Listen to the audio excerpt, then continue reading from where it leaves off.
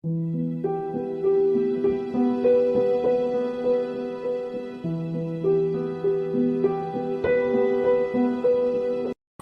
هو الله احد الله الصمد لم يلد ولم يولد ولم يكن له كفوا احد. بسم الله الرحمن الرحيم.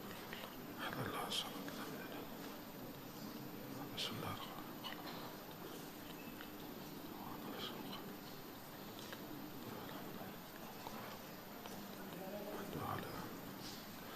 امام زمانہ کی سلامتی کے لیے ایک دفعہ صلوات بھیج اللہم صلی علی محمد وآلہ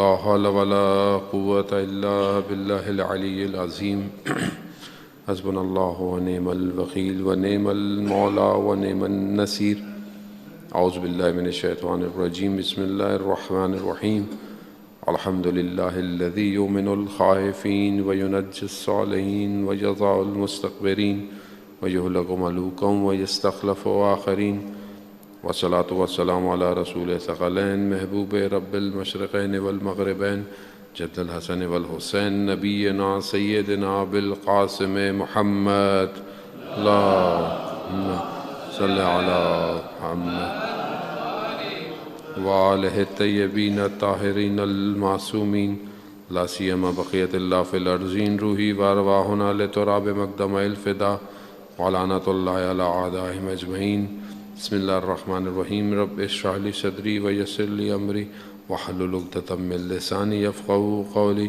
اما بعد فقد قال اللہ تعالی فی کتاب الحکیم والقرآن المجید بسم اللہ الرحمن الرحیم انا انزلناه فی لیلۃ القدر وما ادراک ما لیلۃ القدر لیلۃ القدر خیر من الف شہر تنزل الملائکۃ والروح فیہا بإذن ربہم من کل امر سلام ہی حتی مطلع الفجر صلوات بیت محمد وآل محمد اللہم صلی علی محمد. عزیزان محترم، ماہ رمضان کا پہلا جمعہ اور جمعے کا دن عید کا دن ہے مومنین کے لیے. جہاں دوسری عیدیں ہیں وہاں جمعے کو بھی عید کا دن قرار دیا گیا ہے. جمعے کے دن بہت سارے اعمال مستحب ہیں کہ انسان انجام دے، اور جس میں خود جمعے کا غسل جو ہے وہ سنت موقدہ ہے. یعنی بہت زیادہ جو ہے وہ زور دیا گیا ہے، اصرار دیا گیا ہے کہ جمعے کا غسل جو ہے وہ کرنا چاہیے. جمعے کے دن جو ایک چیز سب سے زیادہ روایات میں ہے وہ ہے صلوات بر محمد وآل محمد. اللہم صلی علی محمد وآل محمد. خوب جتنا زیادہ انسان صلوات بھیجتا ہے اتنا زیادہ اس کو خدا کی بارگاہ میں اجر بھی ہے یقیناً، اور بہت ساری فضیلتیں بھی بیان ہوئی ہیں. جمعے کی ایک اور جو خصوصیت ہے وہ جمعے کا دن ظہور کا متوقع دن ہے. یعنی آخری امام کے ظہور کے لیے جمعے کا دن جو ہے وہ، اور جمعے کا دن امام زمانہ سے منسوب بھی ہے. یعنی ہر دن ہفتے کا دن جو ہے وہ رسول خدا سے ہے، اس طرح اتوار کا دن جو ہے وہ حضرت سیدہ اور امام علی سے، اس طرح ہر دن ایک معصوم سے جو ہے وہ منتسب ہے، اس سے ریلیٹڈ ہے. جمعے کا دن امام زمانہ سے ریلیٹڈ ہے. ہماری کوشش ہوگی بہرحال ہم آج کے دن ماہ رمضان بھی ہے، اور ماہ رمضان میں ہم جو دعائے افتتاح پڑھتے ہیں وہ بیسکلی امام زمانہ ہی کے لیے ہے، کہ جو ہم چاہتے ہیں کہ کیسا ہوگا، کیا ہوگا، کیسی حکومت ہوگی. دعا افتتاح جو ہے وہ ہمیں وقت کے امام کی طرف متوجہ کراتی ہے. ہم کیا اپنا رمضان امام کے لیے گزار رہے ہیں یا نہیں گزار رہے؟ کیونکہ اصل جو رمضان کی فضیلت وہ یہی ہے کہ انسان اپنے وقت کے امام کو درک کرے، وقت کے امام کو پہچانے. یہ جو ہم لیلۃ القدر ڈھونڈتے ہیں کہ لیلۃ القدر ہم جو ہے وہ عبادت کریں، کیونکہ اس میں ہمارے پورے سال کا رزق ہے، ٹریولنگ ہے، زیارتیں ہیں، حج ہے، سب کچھ، موت ہے کسی کی، سب اس دن جو ہے وہ آ رہا ہوتا ہے پورا ڈیٹا. وہ ڈیٹا کس کے پاس آتا ہے؟ وہ امام زمانہ کے پاس آتا ہے، اور امام زمانہ ہی کا سگنیچر اس پہ ہوتا ہے، تو پھر ہمارے معاملات آگے بڑھتے ہیں. تو ہمیں چاہیے کہ ہم پہلے دن سے امام زمانہ سے اپنے ریلیشن کو اچھا رکھیں، اور ہم امام کے قریب جائیں۔ بہت سارے ایسے عمل ہیں کہ جس سے ہم اپنی زندگی میں چھوٹے چھوٹے سے عمل انجام دیں تاکہ ہم اپنے وقت کے امام کے قریب ہو سکیں۔ وہ پہلی چیز جس میں امام خود فرماتے ہیں کہ میرے ظہور کے لیے دعا کرو۔ خود یہ دعا کرنا انسان کو امام سے قریب کرتا ہے۔ تو کیا میں اپنی دعاؤں میں امام کو یاد رکھتا ہوں؟ کیا میں اپنی دعا سے پہلے امام کے لیے دعا کرتا ہوں؟ حدیث بہت معروف ہے، میں نے پہلے بھی، ظاہر ماہ رمضان ہے اور اس میں پڑھنی چاہیے کہ جب حضرت موسیٰ علیہ الصلوۃ والسلام جو نبی تھے خدا کے، وہ آپ کو پتہ ہے کلیم اللہ تھے، اللہ سے گفتگو کرتے تھے، اللہ سے کلام کرتے تھے۔ تو انہوں نے کہا کہ اب میرے علاوہ بھی کوئی ہے جو آپ سے بات کرے گا؟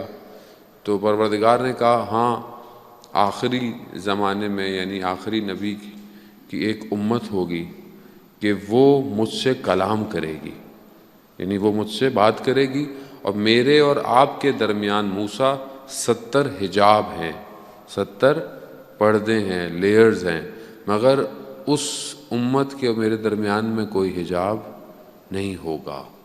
کہا یار پروردگار یہ کون سا ایسی امت ہے؟ کہا وہ امت جب روزہ افطار کر رہی ہوگی، افطار کے وقت وہ جو بھی مجھ سے دعا مانگے گی میں اس کی دعا کو مستجاب کروں گا۔ صلی علی محمد۔ اب جب ہم روزہ کھولتے ہیں تو کیا ہم دعا مانگتے ہیں یا پہلے کھانا شروع کر دیتے ہیں؟ یعنی بڑا نیچرل سا ہے کہ اگر وہ ہمیں ایک اپرچونٹی ہے کہ جب ہم بیٹھتے ہیں دسترخوان پہ تو ہم دعا پڑھ رہے ہیں افطار کی، بسم اللہ پڑھیں، سورہ قدر پڑھیں، تو ہماری دعا پہلی کیا ہے؟ اس وقت پہلی دعا کیا ہے؟ ہمیں ایک اپرچونٹی دی ہے پروردگار نے کہ دعا مانگو میں قبول کروں گا، اس وقت میری دعا کیا ہے؟ کیا میں اپنے وقت کے امام کی ظہور کی دعا کر رہا ہوں یا نہیں کر رہا؟ یہ دیکھیں، جو چیز انسان مانگتا ہے اسی سے اس کا اندر پتہ چلتا ہے۔ امام علی علیہ السلام فرماتے ہیں کہ انسان اپنی زبان کے پیچھے چھپا ہوا ہے، پوشیدہ ہے، جب وہ زبان کھولتا ہے تو پتہ چلتا ہے اس کے اندر کیا ہے۔ میری دعا میری خواہشات کو بتاتی، میری دعا میری چیزوں کو بتاتی ہے، میری دعا میرے ہدف، میرے مقصد کو بتاتی ہے۔ یعنی اگر کوئی آپ سے بولے کہ الادین کا چراغ مل جائے آپ کو، الادین کا جو چراغ کارٹونوں میں فلموں میں دیکھتا ہے، 3 دفعہ جن باہر نکلے گا، وہ 3 خواہشیں میں پوری کروں گا۔ میری کیا 3 خواہشات ہیں؟ خوب انسان ٹیسٹ کرے اپنے آپ کو۔ کہاں ٹیسٹ کریں گے آپ؟ قیامت میں ٹیسٹ نہیں ہے، قیامت میں رزلٹ ہے۔ ٹیسٹ یہیں پر ہے، میں اپنے آپ کو ٹیسٹ کروں۔ خوب میری کوئی دعا پوری ہو رہی ہے، میں اپنے آپ کو میں کیا مانگوں گا، کیا خواہشات ہیں میری؟ مولا کائنات فرماتے ہیں جو بلاغہ میں کہ انسان اپنے ہمت اور ارادوں سے پہچانا جاتا ہے۔ میرا ارادہ کیا ہے؟ اگر میرا ارادہ یہ دنیا ہے، گھر ہے، گاڑی ہے، میری یہی قیمت ہے، میری یہی پرائس ہے۔ اگر میری دعا وقت کا امام ہے تو پھر آپ سوچیں میری اور آپ کی کیا قیمت ہوگی؟ یعنی خود ہماری قیمت کے لیے پھر بازار لگے گا کہ ہاں یہ شخص چاہیے۔ اس لیے ایک شہید نے اپنے وصیت نامے میں اپنے بیٹے کو جو لکھا، اس نے یہ لکھا کہ اپنے آپ کو اس مقام پہ لے جاؤ کہ خدا تمہارا خریدار بن جائے۔ خدا تمہارا خریدار ہے، اپنے آپ کو ایسا کرو کہ خدا بولے ہاں یہ مجھے، یہ بندہ میرا، مجھے چاہیے، یہ میرے کام کے لیے ہو۔ تو میری خواہش کیا ہے؟ کہاں ہے امام میری زندگی میں؟ تو میں بہت سارے واقعات بہرحال پڑھتا رہتا ہوں۔ بہت سارے لوگ مجھے کہتے ہیں آغا صاحب وہ والا واقعہ پڑھ دیں، وہ والا واقعہ، جبکہ آپ لوگوں نے، بہت سے لوگوں نے سنا ہوتا ہے، لیکن بہرحال دوبارہ تکرار جو ہے وہ اپنے لیے بھی ہوتی ہے، میرے لیے بھی ہوتی ہے۔ ایک واقعہ میرا بہت زیادہ لوگوں نے سنا ہوا ہے، لیکن بہرحال مجھے دوست نے کہا کہ اس کو آپ پڑھیے گا، وقت کے امام سے ریلیٹڈ ہے۔ واقعہ جو ہے وہ آیت اللہ شمس الدین نے بھی اپنی کتاب میں لکھا ہے اور باقی کتابوں میں بھی لکھا ہے، استاد پانایان نے بھی اس کا ذکر کیا کہ ایک جگہ ایک شخص کی دکان ہوتی ہے ہربل کی، وہاں پہ 2 لوگ آتے ہیں اور اس سے وہ کافور اور سدر مانگتے ہیں۔ کافور اور سدر، آپ کو پتہ ہے جب مردہ ہو جائے تو 3 غسل اسے دیے جاتے ہیں، ایک کافور کے پانی سے، ایک سدر کے پانی سے اور ایک عام پانی سے۔ تو وہ اس کی دکان سے وہ کافور اور سدر لینے آتے ہیں۔ اب اس کی فرینچ ٹرانسلیشن کیا ہوگی کافور سدر کی مجھے نہیں پتہ، بہرحال لے کے بہرحال غسل جب میت ہو تو اس کو 3 غسل دیے جاتے ہیں۔ تو اب وہ اس کے پاس لینے آتے ہیں، تو وہ دیکھتا ہے کہ یہ دونوں شخص یہاں کے رہنے والے نہیں ہیں۔ جیسے اب آپ کے یہاں کوئی شخص 2 لوگ آ جائیں، آپ بولیں ہولیوں سے اور یہاں سے نہیں لگتے، کہیں اور کے ہیں، تو وہ کہتا ہے آپ کہیں اور کے ہو۔ اس سے کہتا ہے آپ کو اس سے کیا، آپ ہمیں وہ دیں جو ہم لینے آئے ہیں۔ کہتا ہے نہیں، آپ کی شخصیت بتا رہی ہے کہ آپ کوئی بہت اچھے۔ تو جب وہ بہت زیادہ جو ہے وہ انسسٹ کرتا ہے کہ کون ہے، تو وہ کہتے ہیں کہ ہم امام زمانہ کے ساتھ ہوتے ہیں اور ہمارے ایک دوست کا انتقال ہو گیا ہے اور امام نے کہا ہے کہ یہ لے کر آؤ۔ اب جب وہ یہ سنتا ہے تو اس کے تو اندر ایک تڑپ پیدا ہو جاتی ہے کہ میں امام زمانہ سے، تو کہتے ہیں مجھے لے چلیں اپنے ساتھ، میں امام سے ملنا چاہتا ہوں۔ تو وہ کہتے ہیں ہمیں اجازت نہیں ہے کہ ہم آپ کو اپنے ساتھ لے کے جائیں۔ وہ کہتا ہے بہت کوشش کرتا ہے، بہت ان کے آگے پاؤں پڑ جاتا ہے، کہتا ہے ایک شرط پہ آپ مجھے لے جائیں کہ آپ مجھے لے جائیں، اگر امام نے اجازت دی تو ملا دیجیے گا، نہیں دیں تو مجھے آپ چھوڑ دیجیے گا۔ کہتے ہیں ٹھیک ہے۔ اب یہ اپنا سامان اٹھاتا ہے اور یہ چلنا شروع کرتے ہیں، چلتے چلتے ہیں، جیسے اب یہاں سے چلنا شروع کریں آپ تو سمندر آ جائے گا، تو وہاں بھی پانی آ جاتا ہے۔ تو دیکھتے ہیں وہ دونوں شخص پانی کے اوپر چل رہے ہیں اور یہ کھڑا ہوا ہے، تو اس کو مڑ کے دیکھتے ہیں کیا ہوا، کہتے ہیں میں پانی پہ کیسے چلوں؟ کہتے ہیں بسم اللہ پڑھو اور اللہ کو آخری حجت کا، آخری امام کا واسطہ دو اور پھر چلنا شروع کر دو۔ یہ دیکھتا ہے کہ یہ پانی کے اوپر چلنا شروع کر دیتا ہے، چلتے چلتے درمیان میں جاتا ہے، کالے بادل آتے ہیں، بارش شروع ہو جاتی ہے۔ جب بارش شروع ہوتی ہے اس کے کپڑے گیلے ہوتے ہیں، بھیگنا شروع ہو جاتے ہیں۔ اس کو ایک دم یاد آتا ہے کہ یہ اپنی دکان کی چھت پہ صابن سوکھنے کو رکھ کے آیا تھا۔ جیسے ہی اس کا ذہن وہاں جاتا ہے یہ پانی میں ڈوب جاتا ہے۔ اب یہ ہاتھ پاؤں مارنے لگتا ہے، تو وہ کہتے ہیں اس کی طرف دیکھتے ہیں کیا کر رہے ہو تم، جا کہاں رہے ہو اور تمہاری سوچیں کہاں ہیں؟ اب یہ پھر شرمندہ ہوتا ہے میں کیا کروں؟ کہا وہی کرو، بسم اللہ پڑھو، آخری امام کا واسطہ دو، پھر چلتا ہے۔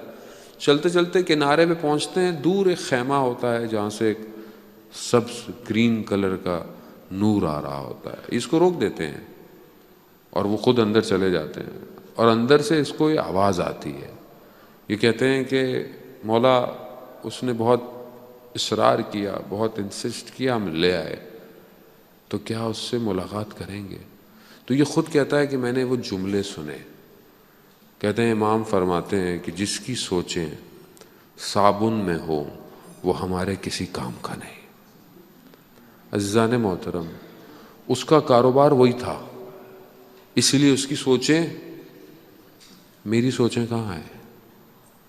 میری سوچیں میرے کاروبار میں، میرا کام شاید میری سوچیں میری مجلس اور درس میں ہر وقت یہ کیسے ہوگا، وہ درس کیسے ہوگا، فلانا کیسے ہوگا، درس کیسے دینا ہے، اچھے لوگ آ رہے ہیں نہیں آ رہے ہیں، یہ ہے وہ ہے۔ میرا صابن یہ ہے، آپ کا صابن آپ کا کام ہے، امام کہاں ہے؟ کیا ہم امام کے لیے واقعاً آمادہ ہیں؟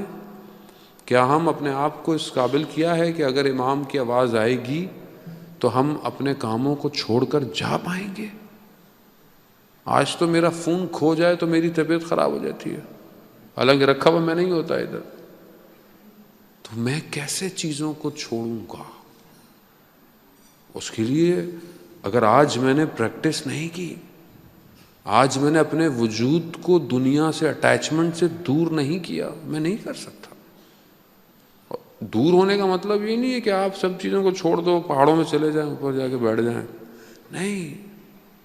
آیت اللہ عظمہ بہجت فرماتے ہیں کہ زہد کی تعریف یہ نہیں ہے کہ آپ دنیا کو ترک کر دیں، چھوڑ دیں، نہ۔ زہد کی تعریف یہ ہے کہ دنیا ہو، دل دنیا میں نہ ہو، دل نہ ہو آپ کا، خوب ٹھیک ہے ٹھیک ہے، نہیں ہے تو نہیں ہے۔ ہم دیکھیں جو اہل بیت کے ماننے والے ہیں ان کی خوشیاں اہل بیت کی خوشیوں میں ہیں، ان کے غم اہل بیت کے غم میں ہیں۔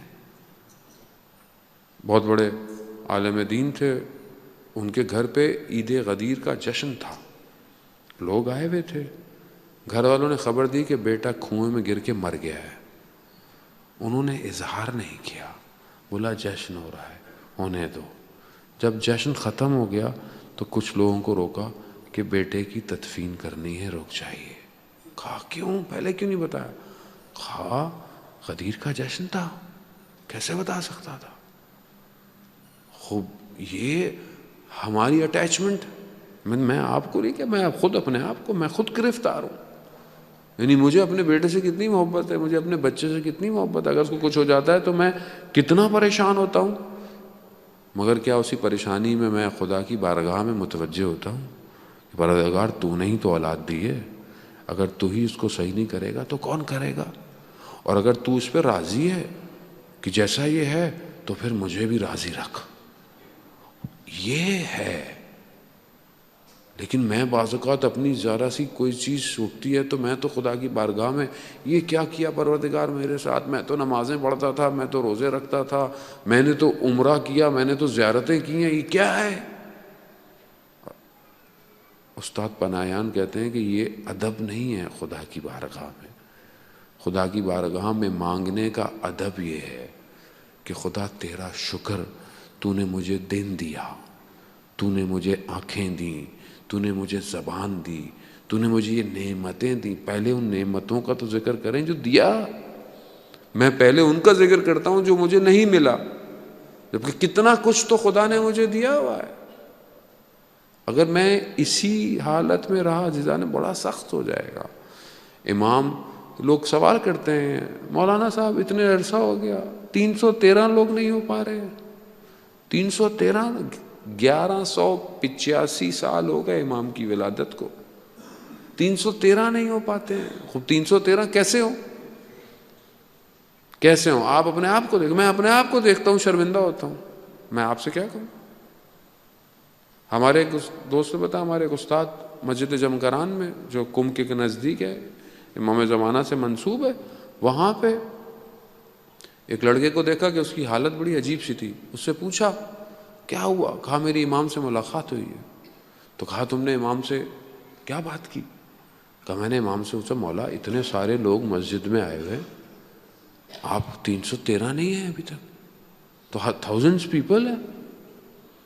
تو وہ کہا کہ امام فرماتے ہیں کہ یہ سب اپنے لیے آئے ہوئے ہیں، کسی کو اولاد چاہیے، کسی کو گھر چاہیے، کسی کو گاڑی چاہیے،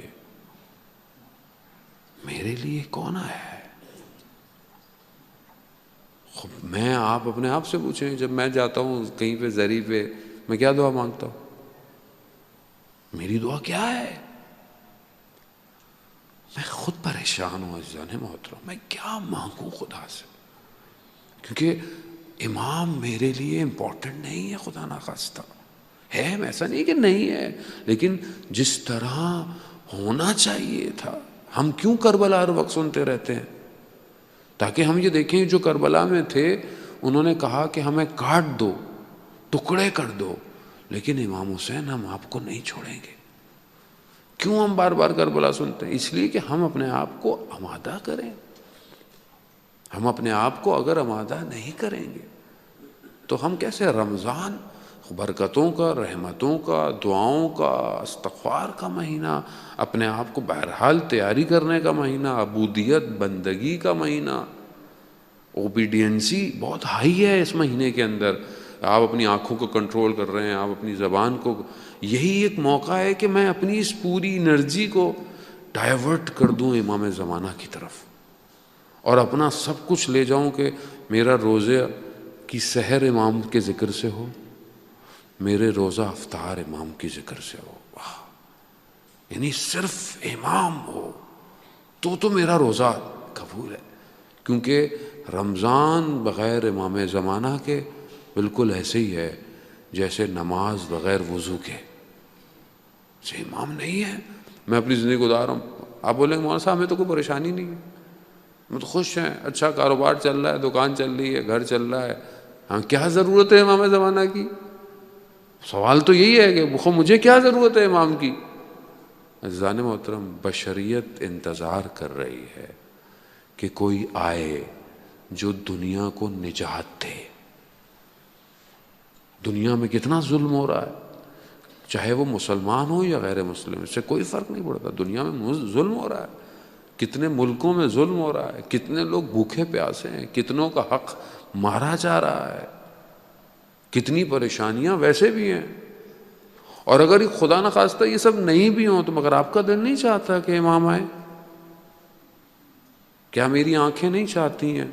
یہ دعائے نطبہ میں پڑھتا ہوں، متى ترانا و نراقا، کب آپ ہمیں دیکھیں گے اور کب ہم آپ کو دیکھیں گے، کب دیکھیں گے؟ یعنی یہ آنکھیں دیکھنا نہیں چاہتی ہیں کہ ہم دعائے عہد میں ہر روز پڑھتے ہیں اللہم ارنی الطلعة الرشیدہ، کہ وہ درخشندہ پیشانی، وہ چہرہ دکھا، وہ کب دیکھیں گے ہم؟ عزیزان محترم، کبھی ڈھونڈیں امام کو۔ امام ضروری نہیں کہ آپ کو مسجد میں ملے، ہاں امام ابھی پہاڑوں میں نکل کہیں دیکھیں کہ کاش امام کہیں سے نظر آ جائے، کہیں سمندر میں دیکھیں کہیں امام نظر آ جائے۔ آپ کی اپنی تڑپ ہونی چاہیے کہ میں بھی تو دیکھوں۔ اور روایات یہی کہتی ہیں کہ جب امام آئیں گے تو لوگ کہیں گے کہ ہم نے ان کو دیکھا تھا مگر پہچانا نہیں۔ خوب امام جب تک نہیں چاہتے امام کو کوئی پہچان نہیں سکتا، کیونکہ یہ بہرحال امام، وہ مشہور واقعہ ہے ایک عالم دین کا کہ انہوں نے جو ہے وہ علم جو تھا اس سے حساب لگایا کہ امام کہاں ہوں گے، تو اس نے دیکھا کہ امام فلانی جگہ پہ ہوں گے، وہ پہنچ گیا، اس نے دیکھا کہ امام جو ہیں وہ ایک موچی کوبلر کے ساتھ بیٹھے ہوئے ہیں، اور وہ امام جو ہے اب یہ جانا چاہ رہا ہے لیکن نہیں جا پا رہا آگے، امام نے اشارہ کر دیا کہ آگے۔ اب وہ امام جو ہیں وہ اس کو جوتا اپنا دے رہے ہیں، شوز، اس کو صحیح کرو، وہ کہہ رہا ہے میں ابھی کسی اور کا کام کر رہا ہوں، میں نے کسی اور کو ٹائم دیا ہوا ہے، وعدہ دیا ہے۔ پھر اس نے 2-3 دفعہ، اب یہ ادھر سے اس کو، یہ جو ہے اس کو پتہ ہے کہ یہ امام ہے، اب یہ اندر سے نا غصہ کہ اس کو یہ پتہ ہی نہیں یہ امام ہے اور یہ کام نہیں کر رہا ہے امام کا۔ تو وہ موچی نے اس کی طرف دیکھا، اس نے کہا کہ مجھے پتہ ہے امام ہے، اگر میں نے وعدہ دیا ہوا ہے کسی کو، تو امام فرماتے ہیں اپنے وعدوں کے سچے ہو جاؤ، تمہیں ہمیں ڈھونڈنے کی ضرورت نہیں ہے، ہم خود تمہارے پاس آ جائیں گے۔ خوب ہم اپنی باتوں کے، اپنی چیزوں کے سچے ہو جائیں، لیکن جب میرے اپنے اندر چور ہے، میرے اپنے اندر ایک تھیف چھپا ہوا ہے، میں کہاں امام کو آنے دوں گا اپنے پاس؟ میں نہیں آنے دوں گا۔ عزیزان محترم، روایات میں صرف 313 نہیں ہیں، 313 تو وہ ہیں جو فرنٹ لائن سولجرز ہیں، اس کے نیچے ایک حصہ ہے جو 10,000 ہے، پھر اس کے بعد 15,000 ہے، الگ الگ لوگ ہیں، ان کی الگ الگ ڈیوٹیز ہیں، اور بعض روایات کے مطابق جب تک یہ آخری لائن پوری نہیں ہوگی امام نہیں آئیں گے۔ خب یہ وہ 313 تو وہ ہیں جو اشارہ ہوگا مدینہ پہنچ جائیں گے، مکہ پہنچ جائیں گے۔ امام باقر علیہ الصلوۃ والسلام ارشاد فرماتے ہیں، اللہم صلی علی محمد۔ امام ارشاد فرماتے ہیں کہ امام کے صحابی ایسے ہوں گے کہ جو اشارہ کریں گے درخت اپنی جگہ چھوڑ دیں گے، جو قدم بڑھائیں گے ان کا قدم مدینہ میں ہوگا۔ اب یہ وہ لوگ ہوں گے، لیکن اس کے پیچھے مینجمنٹ تو ہوگی پوری۔ ابھی آپ بولیں ہمارے جو ہیں وہ پریزیڈنٹ ہیں ایک، اب سارا کام پریزیڈنٹ کریں گے کیا؟ پریزیڈنٹ کے نیچے سیکٹری چاہیے، وائس پریزیڈنٹ چاہیے، آفس مینیجر چاہیے، میڈیا روم مینیجر چاہیے، یعنی ہر آدمی کی ڈیوٹیز ہے، بٹ وہ ایک پریزیڈنٹ کو انہوں نے جواب دینا ہوتا۔ خوب ایسی ہے، وہ جو 313 ہیں وہ ایک بہت بڑا ہیڈ ہے، اس کے پیچھے بہت بڑی ایک پورا سسٹم ہے۔ اور ظاہر ہے امام جب آئیں گے تو اب امام کیا بنے؟ امام نے کسی مسجد میں تھوڑی آنا ہے، امام نے دنیا کی حکومت کرنی ہے، امام نے کوفہ میں اپنا سسٹم ڈیزائن کرنا، تو پورے سسٹم میں کون لوگ چاہیے؟ Economics, professional I T professional, traffic management professional, city development, کتنے سبجیکٹس ہیں. تو کیا میں تیار کر رہا ہوں اپنے بچے کو ان سارے سبجیکٹس کے لیے کہ کوئی اس کی سی وی ہائی ہو کہ کل کو جب امام کی آئے تو مجھے مولا یہ سی وی ہے، یہ جاب پہ رکھ لیں مجھے، ہے اس قابل؟ ذرا پہلی شرط تقویٰ ہے، پہلی شرط ایمان ہے، پہلی شرط جو ہے وہ خدا کی بارگاہ میں گڑ گڑانا ہے، پہلی شرط سحر میں اٹھنا ہے، استغفار کرنا ہے، پہلی شرط یہی ہے. اب یہ وہ لوگ ہیں کہ جن واقعاً استغفار کرتے ہیں، واقعاً شرمندہ ہیں اپنے آپ سے، لیکن اس کے بعد اپنے اندر اسکل ڈیولپمنٹس ہیں، مینجمنٹ، اسٹریٹجیکل ٹیکنیک، سب کچھ آتا ہے ان کو. اب کیا ہم کر رہے ہیں یا نہیں؟ وہاں سے بس بچہ مدرسہ جاتا ہے کافی ہے، باقی کیا ضرورت ہے اس کو. اس طرح تو پھر ہم اس دولت کریمہ کے لیے کیا کر رہے ہیں؟ عزیزان محترم، مجلس، درس، ان سب کا اصل ہدف امام زمانہ ہے، یاد رکھیے گا. اگر ہم امام زمانہ تک نہیں بڑھ رہے تو ہم غلطی کر رہے ہیں کہیں، یاد رکھیے گا. پھر ہم اپنے لیے ہیں، میری مجلس اچھی ہو جائے، میرا پروگرام اچھا ہو جائے، میرا درس اچھا ہو جائے، میرا بہت لوگ آ جائیں، یہ معیار نہیں ہے. معیار یہ ہے کہ یہاں سے اٹھنے والا کتنا امام کے قریب ہوا ہے، یہ معیار ہے. معیار یہ ہے کہ جوان جو ہے وہ اپنی تنہائی میں اپنے آپ کو امام کے قریب سمجھتا ہے کہ نہیں سمجھتا. معیار یہ ہے کہ جو مائیں بیٹھی ہیں ان کی گودوں میں پلنے والے بچے امام زمانہ کے لیے پڑھ رہے ہیں یا کسی اور کے لیے پڑھ رہے ہیں. معیار یہ ہے. اگر یہ نہیں کر رہا تو اس کا مطلب ہے کہ میں اپنے آپ کو دیکھوں. خدا نہ خواستہ آپ لوگ برے نہیں ہیں، سب اچھے ہیں، تبھی تو آپ لوگ آئے ہوئے ہیں، تبھی تو آپ سن بھی رہے. عزیزان محترم، مگر ہم ایک قدم آگے بڑھے. اب ہم کب تک اپنی پچھلی چیزوں کو لے کر خوش ہوتے رہیں گے؟ ٹائم چینج ہو رہا ہے، world is moving very fast, دنیا بہت تیزی سے ترقی کر رہی ہے. ہمارا جو رول ہے وہ کہاں ہے؟ Where we are standing as a community. ہم ایز اے کمیونٹی اس دنیا کے سسٹم میں کہاں ہیں؟ ہم ایز اے کمیونٹی امام زمانہ کے لیے what we are presenting، ہمارے پاس کیا ہے؟ اور یہ تبھی ہوگا کہ پہلے ہم امام کی معرفت حاصل کریں. امام ہے کون؟ یہ جتنے پھول کھلتے ہیں، یہ جتنی ہوائیں چل رہی ہیں، اس سب کا واسطہ فیض امام زمانہ ہے. پھول نہیں کھل سکتا اگر امام کا واسطہ نہ ہو. یہ ساری نعمتیں جو ہیں یہ سب امام زمانہ کی وجہ سے ہیں. کیوں؟ کیونکہ آخری حجت ہے. روایات ہیں اگر آخری حجت اٹھا لی جائے تو دنیا میں عذاب آ جائے گا. یہ سب اسی ایک شخص کی وجہ سے ہے کہ جس کا انبیاء بھی انتظار کرتے رہے. سب نے انتظار کیا اور ساری خصوصیتیں انبیاء کی امام زمانہ میں ہے. سب یہی وجہ. عام آدمی نہیں ہے. ہم بعضوں کا سمجھتے ہیں جیسے مولانا ہمارا ہم سب نہیں، امام ہے، امام کائنات. اللہ کی آنکھ ہے جس سے وہ دیکھا جا رہا ہے دنیا کو. تنزل الملائکۃ والروح، ملائکہ نازل ہوتے ہیں. کس کے اوپر نازل ہوتے ہیں؟ میرے اوپر ہوتے ہیں، آپ کے اوپر ہوتے ہیں. کس کے اوپر ہوتے ہیں؟ امام کے اوپر ہو رہے ہیں. ملائکہ نازل ہو رہے ہیں. سب کچھ امام کو دیا جا رہا ہے. یہ امام میری زندگی میں کہاں ہے؟ کس طرف ہے؟ ایک عالم دین بتاتے ہیں کہ ہمارے استاد نے واقعہ بتایا کہ نجف میں پڑھتے تھے اور ان کے ایک استاد تھے جو ہر وقت امام کا ذکر کرتے تھے. مشہور ہو گئے تھے، امام کا ذکر کرتے درس سے پہلے. وہ شاگرد کہتا ہے کہ میں ایک دن درس سے پہلے چلا گیا. میں جیسے گیا تو میں نے دیکھا استاد پریشان ہے بہت. میں نے ان سے پوچھا کہ آپ کی پریشانی؟ وہ استاد کہنے لگا کہ میرا امتحان ہوا اور میں فیل ہو گیا. کہتے ہیں آپ تو استاد ہیں، آپ کا کیسا امتحان؟ امتحان تو ہمارے ہوتے.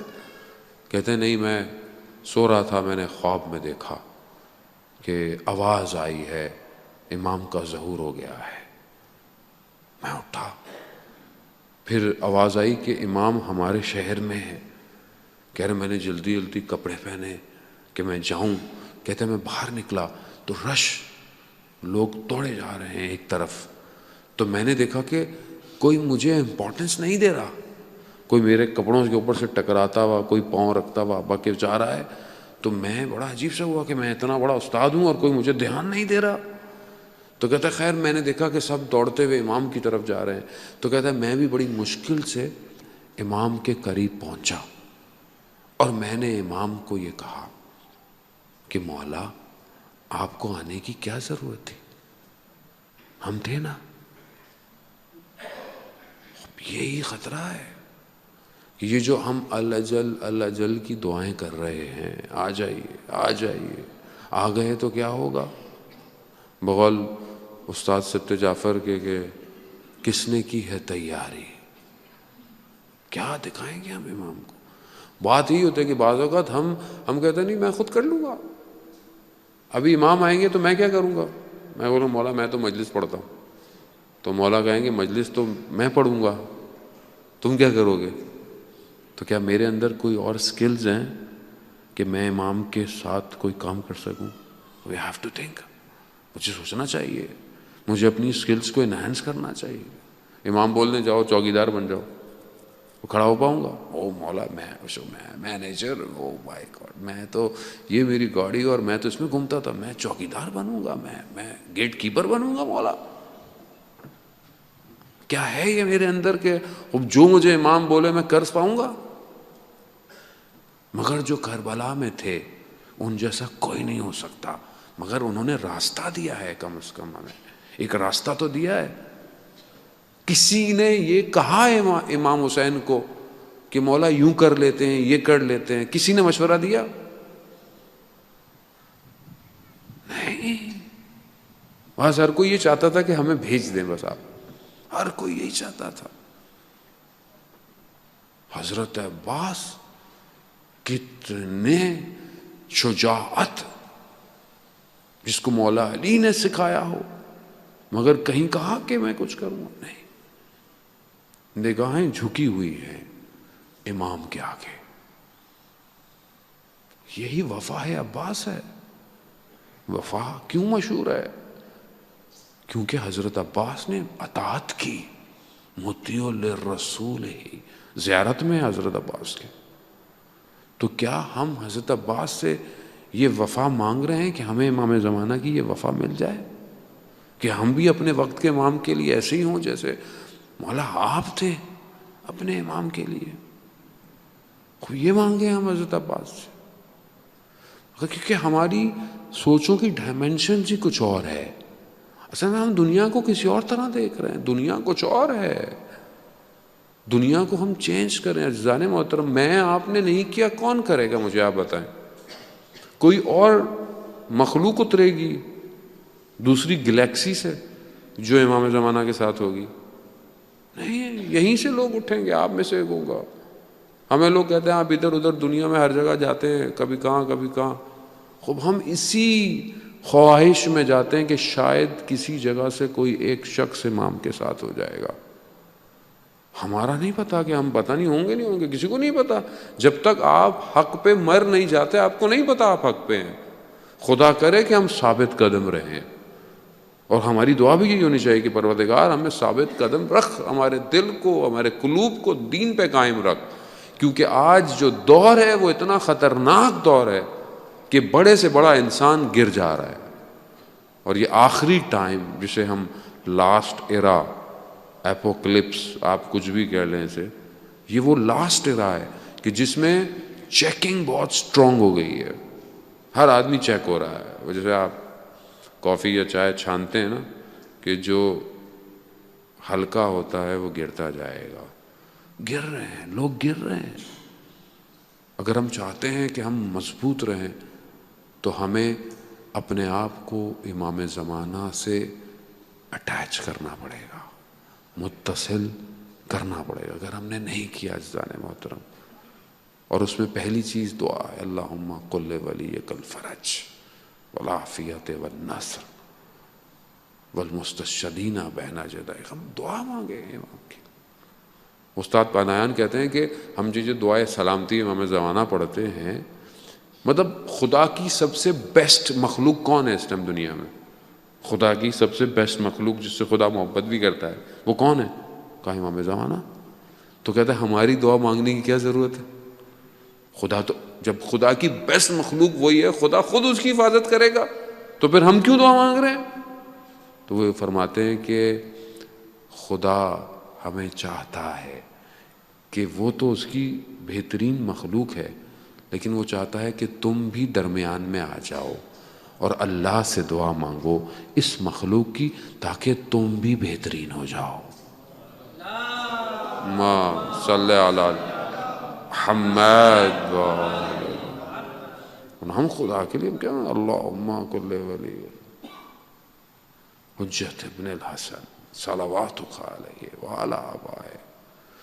ہم کیوں مانگ رہے ہیں؟ کیونکہ خدا چاہ رہا ہے کہ تم آؤ، تم بھی آ جاؤ، تم اپنی اہمیت کو تم بڑھاؤ کہ ہم خدا تجھ سے تیری اس مخلوق کی سلامتی مانگ. عزیزان محترم، زندگی کا ہم اور غم سب کچھ امام جب تک نہیں ہوں گے ہم کربلا نہیں پہنچ سکتے. کیسے چھوڑ دیا سعید نے سب کچھ، کیسے چھوڑ دیا زہیر ابن کین نے، وہاب ابن کلبی نے، حبیب ابن مظاہر نے، جون نے، کتنے لوگ تھے، کیسے آ گئے؟ کہ وہ جانتے تھے کہ یہ جو امام ہے یہی سب کچھ ہے، اس کے بغیر دنیا بیکار ہے. آج دنیا میں ہم بولے ہمارے پاس سب کچھ ہے مگر امام نہیں ہے، تو کیا یہ سب اچھا ہے؟ نہیں، حضان ادھورا ہے. We are missing. ایک شخص نہیں ہے جسے آنا چاہیے. اس شخص کا نام ہماری دیوار پہ ہو، کوئی فریم گھر میں گھسیں، کمپیوٹر پہ، موبائل میں کوئی ایسی چیز ہو جب ہم دیکھیں تو ہمیں فوراً وہ یاد آئے. کچھ ہو ایسا. حضرت خضر کی کتنی عمر ہے اور وہ آب حیات انہوں نے پیا ہوا ہے. کہتے ہیں آب حیات کیا ہے؟ آب حیات آخری امام کی نوکری ہے کہ جو انہوں نے پی اور آج تک زندہ ہے. خوب ایک شاعر کہتا ہے میری عمر خضر کی طرح تو نہیں ہے، میں کہاں کہاں ڈھونڈوں یا امام زمانہ آپ کو. اور یہی وجہ ہے کہ عزیزان محترم میں نہیں ڈھونڈتا تبھی میں دور ہو رہا ہوں. آپ ڈھونڈیں. میں پہلے بھی آپ کی خدمت میں یقیناً آپ نے وہ واقعہ میرا سنا ہوگا، ظاہر ہے بہت زیادہ، لیکن کئی سال ہو گئے اس بات کو. 2015 میں کربلا ہر سال توفیق ہوتی ہے جانے کی. 2015 میں جب میں کربلا گیا اپنی فیملی کے ساتھ، تو صبح کے وقت میرا بیٹا چلا گیا اپنے ماموں کے ساتھ، اور واپس وہ آیا اور اس نے کہا کہ بچہ کھو گیا، یعنی مجھے نہیں مل رہا. تو میں نے کہا اتنا بڑا نہیں ہے حرم کہ بچہ کھو جائے، اور اتنا چھوٹا بھی نہیں ہے کہ کھو جائے، ہوٹل بھی پتہ ہے، پھر بھی ڈھونڈتے ہیں. خیر کیا ہے، ہم ڈھونڈتے رہے بچے کو، بچہ نہیں ملا ہمیں. کافی دیر ہو گئی، ہم بہت لوگ آ گئے، کاروان کے لوگ آ گئے، بین الحرمین، ادھر ادھر، جہاں پہ اناؤنسمنٹ کرنی تھی، ہر گیٹ پہ، سرداب میں، ہر جگہ. بہت دیر ہو گئی، بچہ نہیں ملا. تو میں نے امام حسین سے کہا مولا یہ تو میں جانتا ہوں کہ جہاں پہ بھی بچہ ہے آپ جانتے ہیں، ایسا ہو ہی نہیں سکتا. بچہ تو دنیا میں کہیں ہو، آپ کو پتہ ہے، یہ تو آپ کے حرم سے کہیں چلا گیا ہے، کیسے ہو سکتا ہے کہ آپ کو نہیں پتہ؟ لیکن بہرحال ہر انسان کی ایک لمٹ ہوتی ہے، جتنا بھی انسان مضبوط ہو جائے. خب میری بھی ایک لمٹ تھی. جب کافی دیر ہو گئی تو میرا بھی اضطراب بڑھ گیا، اور میں نے کہا مولا میں جانتا ہوں، لیکن بہرحال ایک باپ ہے، بہرحال ایک انسان پریشان تو ہوتا ہے. اور جب میں بالکل زری کے سامنے والے گیٹ جو باب قبلہ ہے وہاں پہنچا تو مجھے اندر سے ایک جواب سا آیا، ایک ہوا کا جھونکا آیا کہ تمہارے بچے کو کھوئے ہوئے کتنی دیر ہوئی؟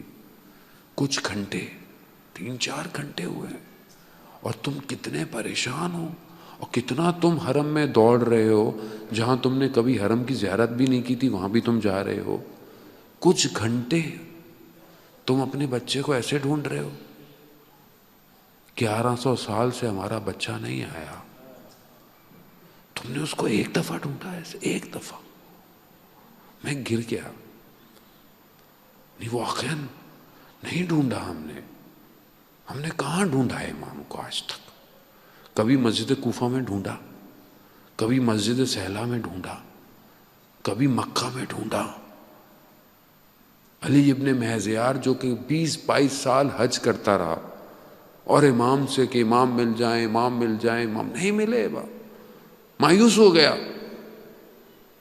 پھر کسی نے کہا کہ نہیں، کہا میں نہیں جا رہا، میں کہا چلو۔ جب گیا کعبہ کے پاس تھا، شخص آیا، کہا مولا نے بلایا ہے تمہیں۔ مدینہ کی پہاڑی، مکہ کی پہاڑیوں سے ہوتا ہوتا پہنچا، ایک خیمہ لگا ہوا تھا، خیمے میں گیا، اور جیسے ہی امام نے اسے دیکھا، امام نے کہا ہم کتنے مشتاق تھے تمہارے دیدار کے لیے، یعنی کتنا ہم چاہتے تھے کہ ہم تمہیں دیکھیں۔ اب یہ پریشان ہو گیا، کہا میں تو اتنے سالوں سے آ رہا ہوں مولا، آپ نے مجھے پہلے کیوں نہیں بلایا؟ تو امام فرماتے ہیں ہم تو چاہتے تھے، مگر ہمارے اور تمہارے درمیان میں تمہارے عمل آ گئے، تمہارا کام آ گیا، تم خود رکاوٹ ہو ہمارے اور اپنے درمیان میں، ہم تو چاہتے ہیں تمہیں دیکھنا۔ خواجان محترم، میں خود نہیں چاہتا، میری آنکھیں کتنی تڑپتی ہیں امام کے لیے۔ پورے 365 دنوں میں کوئی ایک دن ہے میرے پاس کہ جس میں کہوں مولا آپ کے لیے ہے یہ دن، چلیں ایک دن چھوڑ دیں آپ، 1 گھنٹہ ہے، 1 گھنٹہ ہے کہ میں بولوں مولا آپ کے لیے ہے، 1 گھنٹہ چھوڑ دیں، 5 منٹ بھی نہیں ہے میرے پاس۔ اور پھر میں کہتا ہوں روحی لک الفدا، میرے ماں باپ آپ پر فدا ہوں۔ کیسا دعویٰ ہے یہ؟ میں خود جھوٹ بول رہا ہوں۔ عزیزان محترم، اگر تو میں ایسے ہی چلا رہا تو وہ یوسف زہرا کب آئے گا، کہاں آئے گا؟ تو ہم کوشش کریں بہرحال اس ماہ رمضان میں اپنی عبادتوں میں، اپنی دعاؤں میں، اپنے کاموں میں امام کو یاد کریں۔ اگر تو ہم نے امام کو یاد کیا، وہ بھی ہمیں یاد کرتے ہیں۔ امام تو خود کہتے ہیں کہ ہم تمہارے لیے دعا کرتے ہیں، ہم تمہاری فکر رکھتے ہیں، تمہارے اعمال ہم تک پہنچتے ہیں، اور اگر ہم تمہاری خبر نہ رکھیں تو تم بہت نقصان میں ہو، تمہیں دشمن چیر پاڑ ڈالے گا۔ لیکن عزیزان محترم، اپنی زندگی کو تھوڑا سا ڈائیورٹ کریں۔ اچھی ہے زندگی ہماری، بری نہیں ہے، لیکن ہم تھوڑا سا اپنی چیزوں کو، اپنی سسٹمز کو، اپنی پلاننگ کو اپنے امام کے لیے ڈیزائن کریں، تاکہ ہم رہیں نہ رہیں، ہمارا کام رہ جائے۔ اگر ہم قبر میں ہوں تو ہمیں اٹھایا جائے، اس سے بڑی اور کیا خواہش انسان کی ہونی چاہیے۔ اسی دعا کے ساتھ کہ پروردگار روز جمعہ ہے، امام زمانہ کے ظہور میں تاجیل عطا فرما، ہمیں ان کے ناصروں، ان کے مددگاروں میں شمار فرما، جو پریشان حال ہے ان کی پریشانیوں کو دور فرما، جو بے روزگار ہیں رزق حلال عطا فرما، جو برسر روزگار ہیں رزق میں ترقی اور کشادگی عطا فرما، جہاں جہاں بھی مسلمان مشکلات میں ہیں، پریشانیوں میں ہیں، پروردگار ان سب کی مشکلات کو دور فرما۔ پروردگار جہاں بھی مجلس عزاداری درس ہو رہا ہے ان سب جگہوں کی حفاظت فرما۔ دشمنان اہل بیت، دشمنان اسلام اگر ہدایت کے قابل ہیں تو انہیں ہدایت عطا فرما، اور اگر ہدایت کے قابل نہیں ہیں تو انہیں کیفر کردار تک پہنچا۔ پروردگار بہت سارے لوگ مریض ہیں، یقیناً حاضرین مجلس میں بھی ہوں گے، آپ کے بھی رشتہ دار ہوں گے، کوئی ہوں گے، مجھے بھی بہت سے لوگوں نے کہا ہے پروردگار بھی ہمارے کربلا کے صدقے انہیں شفاء کاملہ اور عاجلہ عطا فرما۔ بہت سارے لوگ مقروض ہیں، پروردگار غیب سے ان کے قرضوں کو ادا فرما۔ پروردگار اس ماہ مبارک کی رحمتوں اور برکتوں کو ہم پر نازل فرما، ہمارے گھروں کو قرآن کی تلاوت سے منور فرما، اللہم ارزقنا زیارت الحسین فی الدنیا و شفاعتہ فی الآخرہ۔ صلوات بر محمد و آل محمد۔